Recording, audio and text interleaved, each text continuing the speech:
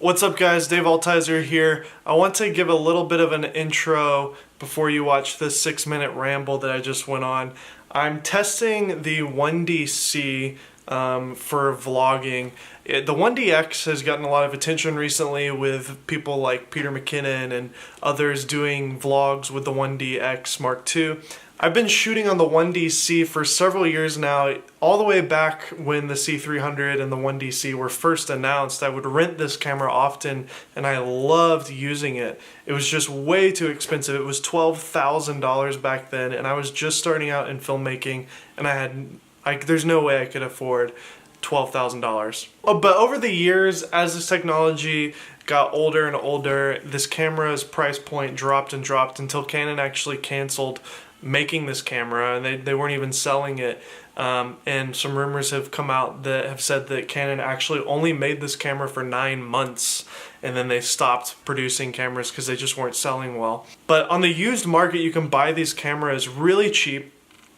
They're roughly $3,000 to $5,000, which, you know, isn't cheap, but for what it is and for what it does, especially compared to the new 1DX Mark II. In fact, I would argue that this camera is actually better than the 1DX Mark II is in a lot of ways, especially for video. So in this video, I test the autofocus of this camera, and I tried to figure out if this camera is actually usable for YouTube and for vlogs. I have the small HD monitor and I use it all the time on here, but it can get really heavy and it's kind of annoying.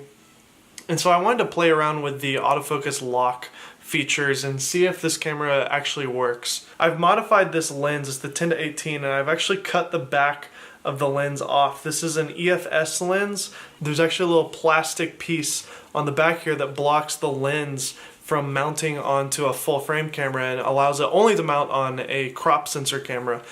I cut that off and it works perfectly on the 1D or on other full frame cameras like the 5D Mark IV, which this lens would be perfect for with the 4K mode because of the crop. But this lens is just super lightweight, it's amazingly wide, and this camera shoots in a Super 35 mode, so this lens is perfect. I don't get any vignetting in the Super 35 mode, and in 4K mode, from 12 millimeters all the way up to 18 millimeters, I don't get any vignetting. So this is a super wide with optical image stabilization, and it was like 250 bucks. It's a great lens and it's perfect for vlogging. So in this video, I'm going to be testing the push autofocus button with locking onto my face for vlogging and for just quick focus with the 1DC. If you're not aware, the 1DC does not have the dual pixel autofocus at all, and in fact it can't even do continuous autofocus for video whatsoever. So it's either full manual or you can do push autofocus like I'm doing here. As you can tell, it makes a beeping sound as soon as it locks onto your face, but that only happens before you're recording. What's cooking, everybody? Dave Altizer here, shooting on the 1DC Super 35 mode. I just locked onto my face and I know that it's locked because I heard the audio confirmation when I pushed the AF lock button. I then pushed the shutter button to trigger recording. I am shooting 1080p, 24 frames per second, 50th of a second shutter speed. That's for the video. I'm shooting on the 10-18 millimeter STM lens. I've got the Rode Video Micro mic on top of the camera. I love this mic because it's so small and it doesn't require any batteries. I don't have to think about it. I've got the Joby GorillaPod X on here. As you can see, in Super 35 mode, I don't have a ton of rolling shutter, which is really great. I've talked about this before, but the 1DX would have, the 1DX Mark II would definitely have autofocus tracking right now, and that would be great. However, I lose a lot of features that I love about this camera that I'm shooting on. Makes this camera my favorite camera of all time. It's cheaper. It's only $3,000 or give or take. It's a full frame camera, but it has a Super 35 mode like I'm shooting on right now. There's no limit to how much time I can record. I could literally record this for 3 hours if I wanted to. I've got enough card space for it, especially in 1080. And I'm shooting with the ISO on auto, with the white balance as well on auto. As long as I keep my hand kind of like in a decent, like if I keep my arm in kind of the same sort of spot, then I know that the focus isn't going to be going all over the place. As soon as I want to turn the camera around and focus on something else, I can just trigger it like so by pushing the AF lock. And now I've got it completely locked on this bowl.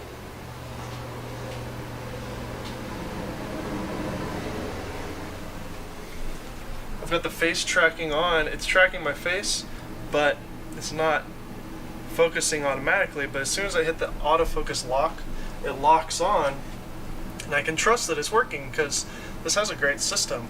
It just was before its time. It was before the Canon dual pixel autofocus system. So pretty cool that it works. It is giving me hope that the GH5 would be able to work in the same way, but I would never want to trade this camera. This is my favorite camera of all time, like I've said, the 1DC. So I've just locked on to my focus. This is the most reliable way to focus with these old cameras because the screen doesn't have focus peaking, and it doesn't have the dual pixel autofocus. There's no touch screen here, which is fine, but man, wouldn't it be cool if I used this as my rig? This camera is a beast, and I love it so much. So, I don't know, I'll be testing some more with the 1DC. I think it's the best deal out there, and even for vlogging, it's actually possible to use this camera, as I've proven before. So I'm gonna, again, go on my face. I'm pushing the autofocus lock button on the back, and I can see in the mirror that it worked. I wish there was an audio confirmation as I lock on, but I think I can trust it at this point that it's gonna work. If I want that audio, I'll just cut the camera, and when you cut and before you roll, it will give you a beep. So that's the surefire way if I'm doing selfie mode to get focus. But I've modified the 10 to 18 millimeter lens. I've cut the EFS part off of this camera with a hacksaw, and it mounts on this camera no problem. The only problem is when I go to 10 millimeters, it can jam the shutter and or the mirror. It'll jam it, and so I have to zoom into 18 millimeters to protect the mirror flip up from getting damaged when I turn the camera on and off.